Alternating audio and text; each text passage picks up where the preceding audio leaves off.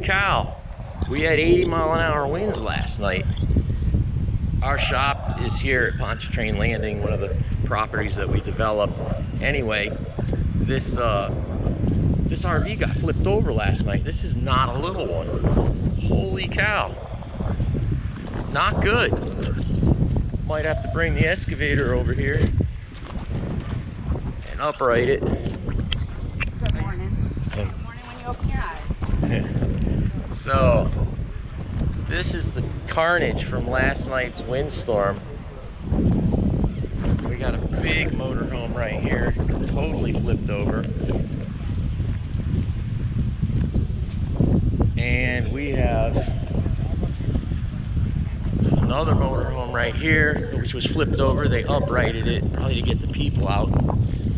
And this one right here, not good.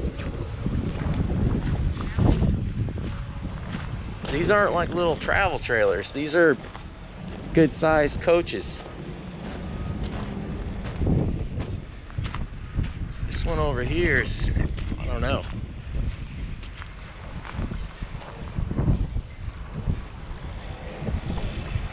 Wow.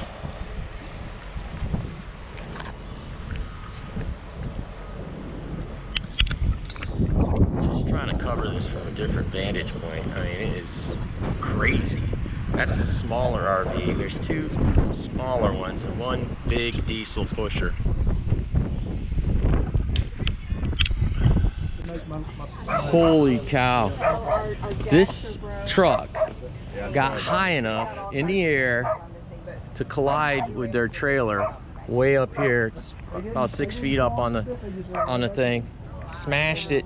They were swirling around. What we can do. We hate to move any more than we are until we hear from our insurance company. Just crazy.